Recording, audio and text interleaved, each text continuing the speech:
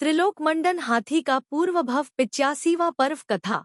अथानंतर गौतम स्वामी राजा श्रेणिक से कहते हैं कि हे राजन, इसी बीच में अनेक मुनियों के साथ साथ देशभूषण और कुलभूषण केवली अयोध्या में आए। वे देशभूषण कुलभूषण जिन्हें कि वंशस्थविल पर्वत पर चतुरानन प्रतिमा योग को प्राप्त होने पर उनके पूर्वभव के वैरी ने उपसर्ग किया था, और वीर राम लक्ष्मण के द्वारा सेवा किए जाने पर जिन्हें लोकालोक को प्रकाशित करने वाला केवल ज्ञान उत्पन्न हुआ था। तदनंतर संतोष को प्राप्त हुए गरुडेंद्र ने भक्ति और स्नेह से युक्त हो राम लक्ष्मण के लिए नाना प्रकार के रत्न, अस्त्र और वाहन प्रदान किए थे। निरस्त होने के कारण रण में संशय अवस्था को प्राप्त हुए रामलक्ष्मण ने जिनके प्रसाद से शत्रु को जीता था तथा राज्य प्राप्त किया था। देव और धरणेंद्र जिनकी स्तुति कर रहे थे तथा तीनों लोकों में जिनकी प्रसिद्धि थी, ऐसे वे मुनिराज देशभूषण तथा कुलभूषण नगरियों में प्रमुख अयोध्या नगरी में आए। जिस प्रकार पहले संजय और नंदन नामक मुनिराज आए थे, उसी प्रकार आकर वे नंदनवन के समान महेंद्रोदय नामक वन में ठहर गए। वे केवली मुनियों के महासंग से सहित थे, चंद्रमा और सूर्य के समान देदीप्यमान थे तथा परम अभ्युदय के धारक थे। उनके आते ही नगरी के लोगों को इनका ज्ञान हो गया। तदनंतर वंदना करने के अभिलाषी राम, लक्ष्मण, भरत और शत्रुघ्न ये चारों भाई उन केवलियों के पास जाने के लिए उद्यत हुए। सूर्योदय होने पर उन्होंने नगर में सर्वत्र घोषणा कराई। तदनंतर उन्नत हाथियों पर सवार हो एवं जातिस्मरण से युक्त त्रिलोकमंडन हाथी को आगे कर देवों के समान सुंदर चित्त के धारक होते हुए वे सब उस स्थान की ओर चले जहाँ कि कल्याण के पर्वत स्वरूप दोनों निर्ग्रंथ मुनिराज विराजमान थे, जिनका उत्तम अभिप्राय जिनशासन में लग रहा था, जो साधुओं की भक्ति करने में तत्पर थी। सैकड़ों देवियां जिनके साथ थी तथा देवांगनाओं के समान जिनकी आभा थी, ऐसी है श्रेणिक। उन चारों भाइयों की माताएं कौशल्या, सुमित्रा, कैकेयी और सुप्रभा भी जाने के लिए उद्यत हुई, जो मुनिराज के दर्शन करने की तृष्णा से ग्रस्त थे तथा महावैभव से सहित थे। ऐसे सुग्रीव आदि विद्याधर भी हर्षपूर्वक वहां आए थे। पूर्ण चंद्रमा के समान मुनिराज का छत्र देखते ही रामचंद्र आदि हाथियों से उतरकर पैदल चलने लगे। सबने हाथ जोड़कर यथाक्रम से मुनियों की स्तुति की, प्रणाम किया, पूजा की और तदनंतर सब अपने अपने योग्य भूमियों में बैठ गए। उन्होंने एकाग्र चित्त होकर संसार के कारणों को नष्ट करने वाले एवं धर्म की प्रशंसा करने में तत्पर मुनिराज के वचन सुने। उन्होंने कहा कि अनुधर्म और पूर्ण धर्म, अनुव्रत और महाव्रत ये दोनों मोक्ष के मार्ग हैं। इनमें से अनुधर्म तो परंपरा से मोक्ष का कारण है, पर महाधर्म साक्षात ही मोक्ष का कारण कहा गया है।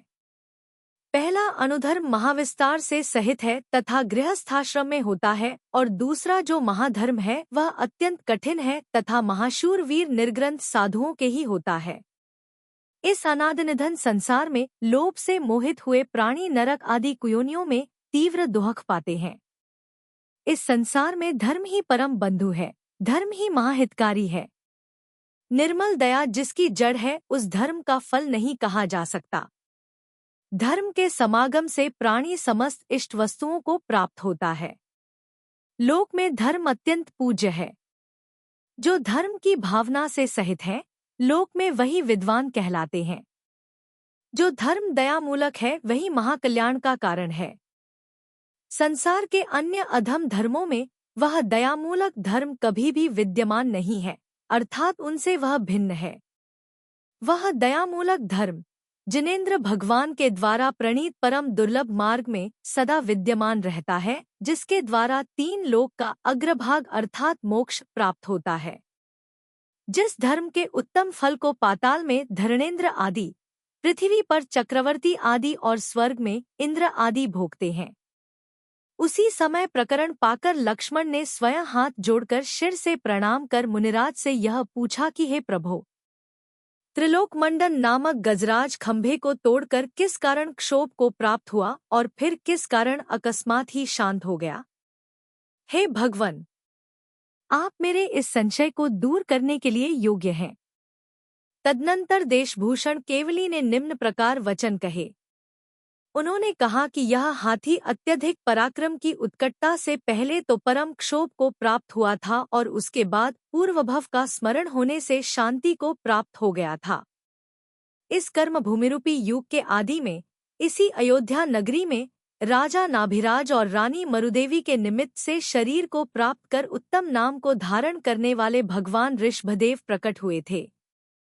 उन्होंने पूर्व भव में 3 लोक को क्षोभित करने वाले तीर्थंकर नाम कर्म का बंध किया था। उसी के फलस्वरूप वे इंद्र के समान विभूति से प्रसिद्धि को प्राप्त हुए थे। विंध्याचल और हिमाचल ही जिसके उन्नत स्तन थे तथा समुद्र जिसकी कर्धनी थी, ऐसी पृथ्वी का जिन्होंने सदा अनुकूल चलने वाली अपनी पतिव्रता पत्नी के समान सदा सेवन किया था। तीनों लोग जिन्हें नमस्कार करते थे, ऐसे वे भगवान ऋषभदेव पहले इस अयोध्यापुरी में उस प्रकार रमण करते थे जिस प्रकार की स्वर्ग में इंद्र रमण करता है। वे श्रीमान ऋषभदेव द्युति तथा कांति से सहित थे, लक्ष्मी, श्री और कांति से संपन्न थे, कल्याणकारी गुणों के सागर थे, 3 ज्ञान के धारी थे, धीर और गंभीर थे, नेत्र और मन को हरण करने वाली चेष्टाओं से सहित थे, सुंदर शरीर के धारक थे, बलवान थे और परम प्रतापी थे। जन्म के समय भक्ति से भरे सौधर्मेंद्र आदि देवों ने सुमेरु पर्वत पर सुवर्ण तथा रत्नमय घटों से उनका अभिषेक किया था। इंद्र भी जिनके ऐश्वर्य की निरंतर चाह रखते थे, उन ऋषभदेव के गुणों का वर्णन केवली भगवान को छोड़कर कौन कर सकता है। बहुत लंबे समय तक लक्ष्मी के उत्कृष्ट वैभव का उपभोग कर वे एक दिन नीलांजना नाम की अप्सरा को देख प्रतिबोध को प्राप्त हुए। लौकांतिक देवों ने जिनकी स्तुति की थी, ऐसे महावैभव के धारी जगतगुरु भगवान ऋषभदेव अपने 100 पुत्रों पर राज्यभार सौंपकर घर से निकल पड़े। यतश्च भगवान प्रजा से निःस्पृह हो तिलकनामा उद्यान में गए थे, इसलिए लोक में वह उद्यान प्रजाग इस नाम का तीर्थ प्रसिद्ध हो गया। वे भगवान समस्त परिग्रह का त्याग कर 1000 वर्ष तक मेरु के समान अचल प्रतिमा योग से खड़े रहे, अर्थात 1000 वर्ष तक उन्होंने कठिन तपस्या की। स्वामी भक्ति के कारण उनके साथ जिन 4000 राजाओं ने मुनिव्रत का धारण किया था, 6 महीने के भीतर ही दुहसह परीक्षों से पराजित हो उन क्षुद्र पुरुषों ने अपना निश्चय तोड़ दिया, स्वेच्छानुसार नाना प्रकार के व्रत धारण कर लिए और वे अज्ञानी जैसी चेष्टा को प्राप्त हो फलमूल आदि का भोजन करने लगे। उन भ्रष्ट राजाओं के बीच महामानी कषायलेगेरु से रंगे वस्त्रों को धारण करने वाला तथा कषाय युक्त बुद्धि से युक्त जो मरीचि नाम का साधु था, उसने परिव्राजक का मत प्रचलित किया। इसी विनीता नगरी में एक सुप्रभ नाम का राजा था। उसकी प्रहलादना नाम की स्त्री की कुक्षरूपी भूमि से उत्पन्न हुए महामणियों के समान सूर्योदय और चंद्रोदय नाम के 2 पुत्र थे। ये दोनों पुत्र समस्त संसार में प्रसिद्ध थे। उन्होंने भगवान आदिनाथ के साथ ही दीक्षा धारण की थी, परंतु मुनिपद से भ्रष्ट होकर वे पारस्परिक तीव्र प्रीति के कारण अंत में मरीचि की शरण में चले गए। माया में तपश्चरण और व्रत को धारण करने वाले मरीचि के उन दोनों शिष्यों के अनेक शिष्य हो गए जो परिव्राट नाम से प्रसिद्ध हुए। मिथ्या धर्म का आचरण करने से वे दोनों चतुर्गति रूप संसार में साथ साथ भ्रमण करते रहे। उन दोनों भाइयों ने पूर्वभवों में जो शरीर छोड़े थे, उनसे समस्त पृथ्वी भर गई थी। तदनंतर चंद्रोदय का जीव कर्म के वशीभूत हो नाग नामक नगर में राजा हरिपति के मनोलूता नामक रानी से कुलंकर नामक पुत्र हुआ, जो आगे चलकर उत्तम राज्य को प्राप्त हुआ। और सूर्योदय का जीव इसी नगर में विश्वांक नामक ब्राह्मण के अग्निकुंडा नाम की स्त्री से श्रुतिरथ नाम का विद्वान पुत्र हुआ। अनेक भवों में वृद्धि को प्राप्त हुए पूर्व स्नेह के संस्कार से श्रुतिरथ राजा कुलंकर का पुरोहित हुआ। किसी समय राजा कुलंकर गोत्र परंपरा से जिनकी सेवा होती आ रही थी, ऐसे तपस्वियों की सेवा करने के लिए जा रहा था, सो मार्ग में उसने किन्हीं दिगंबर मुनिराज के दर्शन किए। उन मुनिराज का नाम अभिनंदित था। वे अवधिज्ञान रूपी नेत्र से सहित थे तथा सब लोगों का हित चाहने वाले थे। जब राजा कुलंकर ने उन्हें नमस्कार किया, तब उन्होंने कहा कि हे राजन, तू जहाँ जा रहा है वहाँ तेरा संपन्न पितामह जो तापस हो गया था मरकर साफ हुआ है और काष्ठ के मध्य में विद्यमान है। एक तापस उस काष्ठ को चीर रहा है, सो तू जाकर उसकी रक्षा करेगा। जब कुलंकर वहां गया तब मुनिराज के कहे अनुसार ही सब हुआ। तदनंतर उन तापसों को मिथ्याशास्त्र से युक्त देखकर राजा कुलंकर उत्तम प्रबोध को प्राप्त हो मुनिपद धारण करने के लिए उद्यत हुआ। अथानंतर राजा वसु और पर्वत के द्वारा अनुमोदित अजैर्यष्टव्यम इस श्रुति से मोह को प्राप्त हुए पाप कर्मा श्रुतिरत नामा पुरोहित ने उन्हें मोह में डालकर इस प्रकार कहा कि हे राजन, वैदिक धर्म तुम्हारी वंश परंपरा से चला रहा है, इसलिए यदि तुम राजा हरिपति के पुत्र हो तो उसी वैदिक धर्म का आचरण करो। हे नाथ, अभी तो वेद में बताई हुई विधि के अनुसार कार्य करो, फिर पिछली अवस्था में अपने पद पर पुत्र को स्थापित कर आत्मा का हित करना। हे राजन, मुझ पर प्रसाद करो, प्रसन्न हो। अथानंतर राजा कुलंकर ने यह बात ऐसी ही है यह कहकर पुरोहित की प्रार्थना स्वीकृत की। तदनंतर राजा की श्रीदामा नाम की प्रिय स्त्री थी जो परपुरुषासक्त थी। उसने उक्त घटना को देखकर विचार किया कि जान पड़ता है इस राजा ने मुझे अन्य पुरुष में आसक्त जान लिया है, इसीलिए यह विरक्त हो दीक्षा लेना चाहता है। अथवा यह दीक्षा लेगा या नहीं लेगा इसकी मन की गति को कौन जानता है। मैं तो इसे विष देकर मारती हूँ। ऐसा विचार कर उस पापिनी ने पुरोहित सहित राजा कुलंकर को मार डाला। तदनंतर पशुघात का चिंतवन करने मात्र के पाप से वे दोनों मरकर निकुंज नामक वन में खरगोश हुए। तदनंतर कर्मरूपी वायु के वेग से प्रेरित हो क्रम से मेंढक, चूहा, मयूर, अजगर और मृग पर्याय को प्राप्त हुए। तत्पश्चात अविरत पुरोहित का जीव हाथी हुआ और राजा कुलंकर का जीव मेंढक हुआ, सो हाथी के पैर से दबकर मेंढक मृत्यु को प्राप्त हुआ। पुनः सूखे सरोवर में मेंढक हुआ, सो कौओं ने उसे खाया। तदनंतर मुर्गा हुआ और हाथी का जीव मार्जार हुआ, सो मार्जार ने मुर्गा का भक्षण किया। इस तरह कुलंकर का जीव 3 भव तक मुर्गा हुआ और पुरोहित का जीव जो मार्जार था वह मनुष्यों में उत्पन्न हुआ, सो उसने उस मुर्गा को खाया। तदनंतर राजा और पुरोहित के जीव क्रम से मच्छ और शिशुमार अवस्था को प्राप्त हुए। सो धीवरों ने जाल में फंसाकर उन्हें पकड़ा तथा कुल्हाड़ों से काटा, जिससे मरण को प्राप्त हुए। तदनंतर उन दोनों में जो शिशुमार था वह मरकर राजगृह नगर में बहवाश नामक पुरुष और उल्का नामक स्त्री के विनोद नाम का पुत्र हुआ, तथा जो मच्छ था वह भी कुछ समय बाद उसी नगर में तथा उन्हीं दंपति के रमण नाम का पुत्र हुआ। दोनों ही अत्यंत दरिद्र तथा मूर्ख थे, इसलिए रमण ने विचार किया कि अत्यंत दरिद्रता अथवा मूर्खता के रहते हुए मनुष्य मानो 2 पैर वाला पशु ही है। ऐसा विचार कर वह वेद पढ़ने की इच्छा से घर से निकल पड़ा। तदनंतर पृथ्वी में घूमते हुए उसने गुरुओं के घर जाकर अंगों सहित 4 वेदों का अध्ययन किया। अध्ययन के बाद वह पुनः अपने घर की ओर चला। जिसे भाई के दर्शन की लालसा लग रही थी, ऐसा रमण चलता चलता जब सूर्यास्त हो गया था और आकाश में मेघों में अंधकार छा रहा था, तब राजगृह नगर आया। वह नगर के बाहर एक पुराने बगीचा में जो यक्ष का मंदिर था उसमें ठहर गया। वहां निम्न प्रकार घटना हुई। रमण का जो भाई विनोद राजगृह नगर में रहता था, उसकी स्त्री का नाम समिधा था। यह समिधा दुराचारिणी थी, सो अशोकदत्त नामक जार का संकेत पाकर उसी यक्ष मंदिर में पहुंची जहां की रमण ठहरा हुआ था। अशोकदत्त को मार्ग में कोतवाल ने पकड़ लिया, इसलिए वह संकेत के अनुसार समिधा के पास नहीं पहुंच सका। इधर समिधा का असली पति विनोद तलवार लेकर उसके पीछे पीछे गया। वहां समिधा के साथ रमण का सद्भावपूर्ण वार्तालाप सुन विनोद ने क्रोधित हो रमण को तलवार से निष्प्राण कर दिया। तदनंतर प्रच्छन्न पापी विनोद हर्षित होता हुआ अपनी स्त्री के साथ घर आया। उसके बाद वे दोनों दीर्घकाल तक संसार में भटकते रहे। तत्पश्चात विनोद का जीव भैंसा हुआ और रमण का जीव उसी वन में अंधा रीछ हुआ, सो दोनों ही उस शालवन में जल कर मरे।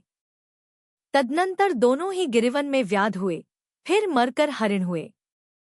उन हरिणों के जो माता पिता आदि बंधुजन थे वे भय के कारण दिशाओं में इधर उधर भाग गए। दोनों बच्चे अकेले रह गए। उनके नेत्र अत्यंत सुंदर थे, इसलिए व्याधों ने उन्हें जीवित ही पकड़ लिया। अथानंतर तीसरा नारायण राजा स्वयंभूति श्री विमलनाथ स्वामी के दर्शन करने के लिए गया। बहुत भारी रिद्धि को धारण करने वाला राजा स्वयंभू जब सुरों और असुरों के साथ जिनेंद्र देव की वंदना करके लौट रहा था, तब उसने उन दोनों हरिणों को देखा। सो व्याधों के पास से लेकर उसने उन्हें जिन मंदिर में रखवा दिया। वहां मुनियों के दर्शन करते और राज दरबार से इच्छानुकूल भोजन ग्रहण करते हुए दोनों हरिण परम धैर्य को प्राप्त हुए। उन दोनों हरिणों में एक हरिण आयु क्षीण होने पर समाधिमरण कर स्वर्ग गया और दूसरा तिर्यंचों में भ्रमण करता रहा। तदनंतर विनोद का जीव जो हरिण था, उसने कर्मयोग से किसी तरह मनुष्य पर्याय प्राप्त की, मानो स्वप्न में राज्य ही उसे मिल गया हो। अथानंतर जम्बूद्वीप के भरत क्षेत्र में कापिल्य नामक नगर के मध्य 22 करोड़ दीनार का धनी एक धनद नाम का वैश्य रहता था। सो रमण का जीव मरकर जो देव हुआ था, वह वहां से च्युत हो उसकी वारुणी नामक स्त्री से भूषण नाम का उत्तम पुत्र हुआ। किसी निमित्तज्ञानी ने धनद वैश्य से कहा कि तेरा यह पुत्र निश्चित ही दीक्षा धारण करेगा। सो निमित्तज्ञानी के वचन सुन धनद संसार से उद्विग्न चित्त रहने लगा। उस उत्तम पुत्र की प्रीति से युक्त धनद सेठ ने एक ऐसा घर बनवाया जो सब कार्य करने के योग्य था।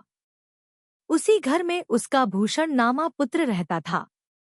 भावार्थ, उसने सब प्रकार की सुविधाओं से पूर्ण महल बनवाकर उसमें भूषण नामक पुत्र को इसलिए रखा कि कहीं बाहर जाने पर किसी मुनि को देखकर वह दीक्षा न ले ले। उत्तमोत्तम स्त्रियां नाना प्रकार के वस्त्र, आहार और विलेपन आदि के द्वारा जिसकी सेवा करती थी, ऐसा भूषण वहां सुंदर चेष्टाएं करता था। वह सदा अपने महल रूपी पर्वत के 5वें खंड में रहता था, इसलिए उसने कभी स्वप्न में भी न तो उदित हुए सूर्य को देखा था और न अस्त होता हुआ चंद्रमा ही देखा था। धनद सेठ ने सैकड़ों मनोरथों के बाद यह एक ही पुत्र प्राप्त किया था, इसलिए वह उसे पूर्व स्नेह के संस्कारवश प्राणों से भी अधिक प्यारा था। धनद पूर्व भव में भूषण का भाई था, अब इस भव में पिता हुआ सो ठीक ही है, क्योंकि संसार में प्राणियों की चेष्टाएं नट की चेष्टाओं के समान विचित्र होती हैं। तदनंतर किसी दिन रात्रि समाप्त होते ही भूषण ने देवदुन्दुभि का शब्द सुना, देवों का आगमन देखा और उनका शब्द सुना, जिससे वह विबोध को प्राप्त हुआ। वह भूषण स्वभाव से ही कोमल चित्त था, समीचीन धर्म का आचरण करने में तत्पर था, महाहर्ष से युक्त था तथा उसने दोनों हाथ जोड़कर मस्तक से लगा रखे थे। यह श्रीधर मुनिराज की वंदना के लिए शीघ्रता से सीढ़ियों पर उतरता चला आ रहा था कि सांप के काटने से उसने शरीर छोड़ दिया। वह मरकर माहेंद्र नामक चतुर्थ स्वर्ग में उत्पन्न हुआ। वहां से च्युत होकर पुष्करद्वीप के चंद्रादित्य नामक नगर में राजा प्रकाशश का पुत्र हुआ। माधवी इसकी माता थी और स्वयं उसका जगद्युति नाम था। यौवन का उदय होने पर वह अत्यंत श्रेष्ठ राज्यलक्ष्मी को प्राप्त हुआ। वह संसार से अत्यंत भयभीत रहता था, इसलिए वृद्ध मंत्री उपदेश दे देकर बड़ी कठिनाई से उससे राज्य कराते थे। वृद्ध मंत्री उससे कहा करते थे कि हे वत्स, कुल परंपरा से आए हुए इस सुंदर राज्य का पालन करो, क्योंकि राज्य का पालन करने से ही समस्त प्रजा सुखी होती है। भूषण राज्य कार्य में स्थिर रहता हुआ सदा तपस्वी मुनियों को आहारादि से संतुष्ट रखता था। अंत में वह मरकर देवकुरु नामा भोगभूमि में गया और वहां से मरकर ऐशान स्वर्ग में उत्पन्न हुआ। वहां परम कांति को धारण करने वाले उस भूषण के जीव ने देवीजनों से आवृत होकर तथा नाना रूप के धारक हो अनेक पलियों तक भोगों का उपभोग किया। वहां से च्युत हो जम्बूद्वीप के पश्चिम विदेह क्षेत्र में अचल चक्रवर्ती की बालमृगी के समान सरल रत्ना नाम की रानी के सब लोगों को आनंदित करने वाला महागुणों का धारी पुत्र हुआ। वह पुत्र शरीर तथा नाम दोनों से ही अभिराम था, अर्थात अभिराम इस नाम का धारी था और शरीर से अत्यंत सुंदर था। अभिराम महावैराग्य से सहित था तथा दीक्षा धारण करने के लिए उद्यत था, परंतु चक्रवर्ती ने उसका विवाह कर उसे जबरदस्ती ऐश्वर्य मेंगराज्य पालन में नियुक्त कर दिया। सदा 3000 स्त्रियां जल में स्थित हाथी के समान उस गुणी पुत्र का सावधानीपूर्वक लालन करती थी। उन सब स्त्रियों से घिरा हुआ अभिराम रति संबंधी सुख को विष के समान मानता था और शांत चित्त हो केवल मुनिव्रत धारण करने के लिए उत्कंठित रहता था, परंतु पिता की परतंत्रता से उसे वह प्राप्त नहीं कर पाता था। उन सब स्त्रियों के बीच में बैठा तथा हार केयूर मुकुट आदि से विभूषित हुआ वह अत्यंत कठिन असिधारा व्रत का पालन करता था, जिसे चारों ओर से स्त्रियां घेरे हुई थी। ऐसा वह श्रीमान अभिराम उत्तम आसन पर बैठकर उन सब के लिए जैन धर्म की प्रशंसा करने वाला उपदेश देता था। वह कहा करता था, इस संसार रूपी अटवी में चिरकाल से भ्रमण करने वाला प्राणी पुण्य कर्मोदय से बड़ी कठिनाई से इस मनुष्य भव को प्राप्त होता है। उदार अभिप्राय को धारण करने वाला कौन मनुष्य जानबूझकर अपने आप को कुएं में गिराता है? कौन मनुष्य विषपान करता है? अथवा कौन मनुष्य पहाड़ की चोटी पर शयन करता है? अथवा कौन मनुष्य रत्न पाने की इच्छा से नाग के मस्तक को हाथ से छूता है?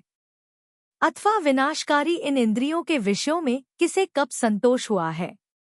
अत्यंत चंचल जीवन में जिनकी स्पृहा शांत हो चुकी है, ऐसे मनुष्यों की जो एक पुण्य में प्रशंसनीय आसक्ति है, वही उन्हें मुक्ति का सुख देने वाली है।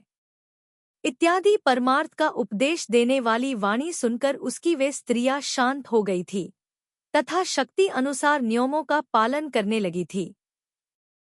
वह राजपुत्र अपने सुंदर शरीर में भी राग से रहित था, इसलिए वेला आदि उपवासों से कर्म की कलुषता को दूर करता रहता था। जिसका चित्त सदा सावधान रहता था, ऐसा वह राजपुत्र विचित्र तपस्या के द्वारा शरीर को उस तरह कृश करता रहता था जिस तरह की ग्रीष्म ऋतु का सूर्य पानी को कृश करता रहता है। निर्मल सम्यक दर्शन को धारण करने वाले उस निश्चल चित्त वीर राजपुत्र ने 64,000 वर्ष तक अत्यंत दुहसह तप किया।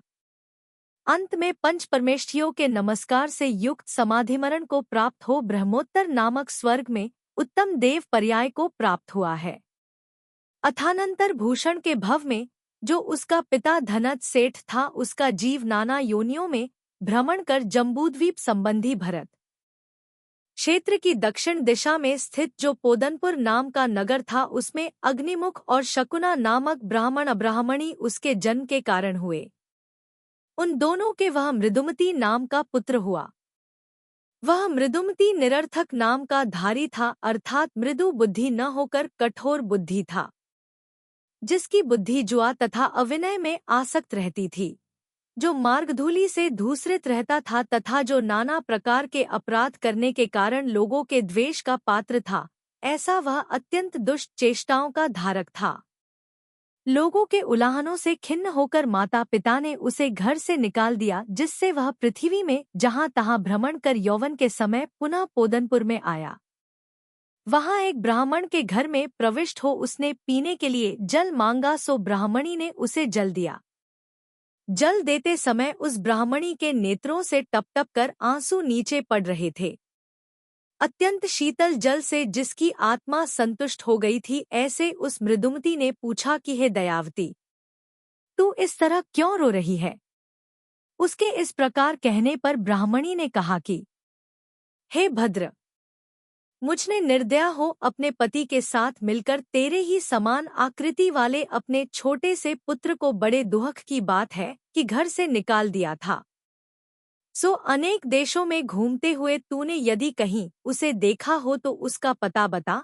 वह नीलकमल के समान श्यामवर्ण था। तदनंतर अश्रु छोड़ते हुए उसने कहा कि हे माता, रोना छोड़, धैर्य धारण कर। वह मैं ही तेरा पुत्र हूँ जो चिरकाल बाद सामने आया हूँ। शकुना ब्राह्मणी अपने अग्निमुख नामक पति के साथ पुत्र प्राप्ति के महोत्सव को प्राप्त हो सुख से रहने लगी और उसके स्तनों से दूध झरने लगा।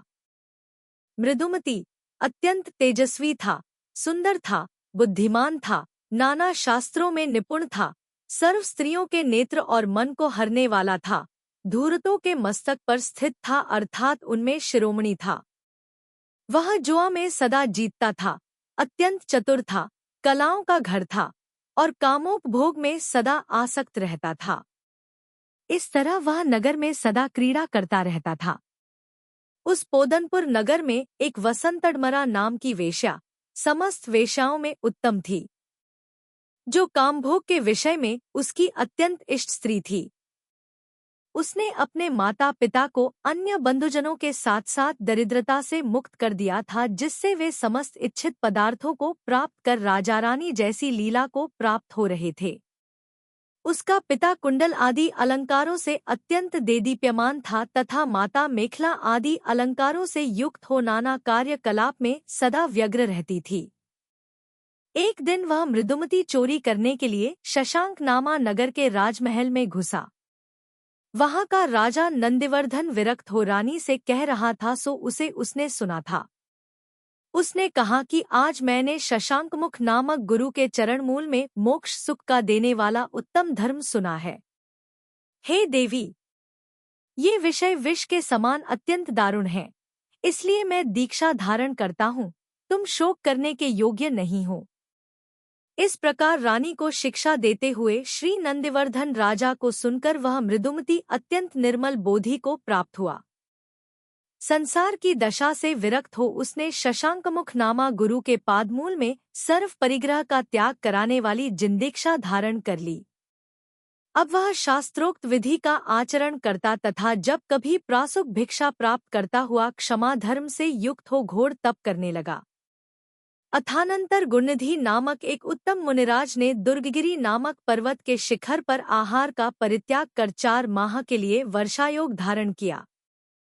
सुर और असुरों ने जिसकी स्तुति की तथा जो चारण रिद्धि के धारक थे, ऐसे वे धीर वीर मुनिराज 4 माह का नियम समाप्त कर कहीं विधिपूर्वक आकाशमार्ग से उड़ गए, विहार कर गए।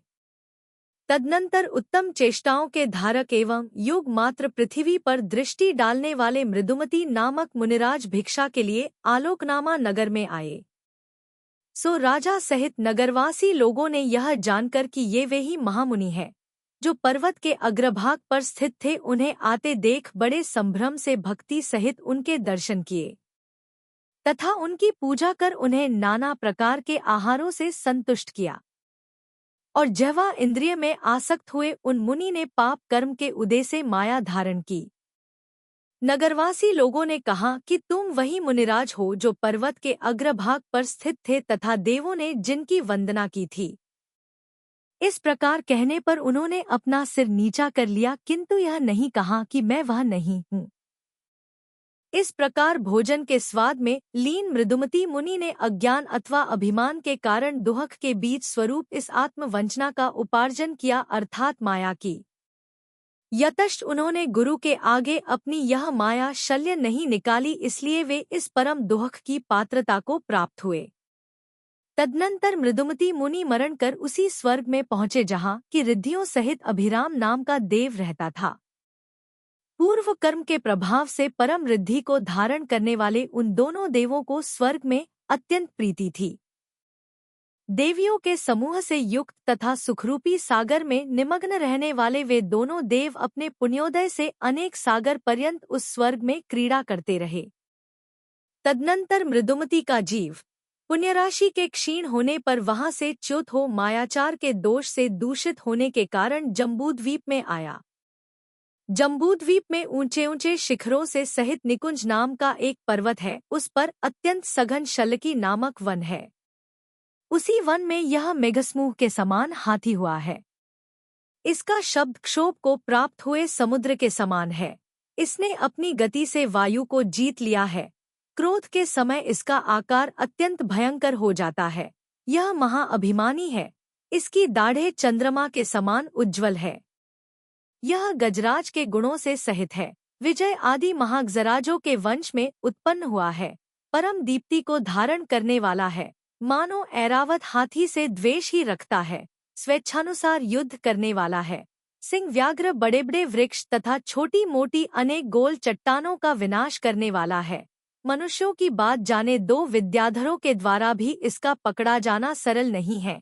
यह अपनी गंधमात्र से समस्त वन्य पशुओं को भय उत्पन्न करता है तथा नाना प्रकार के पल्लवों से युक्त पहाड़ी निकुंजों में क्रीड़ा करता रहता है, जिसे कोई क्षोभित नहीं कर सकता तथा जो नाना प्रकार के फूलों से सुशोभित है। ऐसे मानस सरोवर में यह अपने अनुयायियों के साथ क्रीड़ा करता है।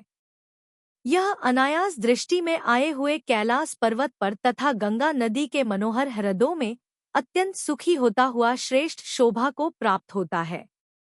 अपने बंधुजनों के महाभ्युदय को बढ़ाने वाला यह हाथी इनके सिवाय अत्यंत मनोहर पहाड़ी वन प्रदेशों में सुंदर क्रीड़ा करता है।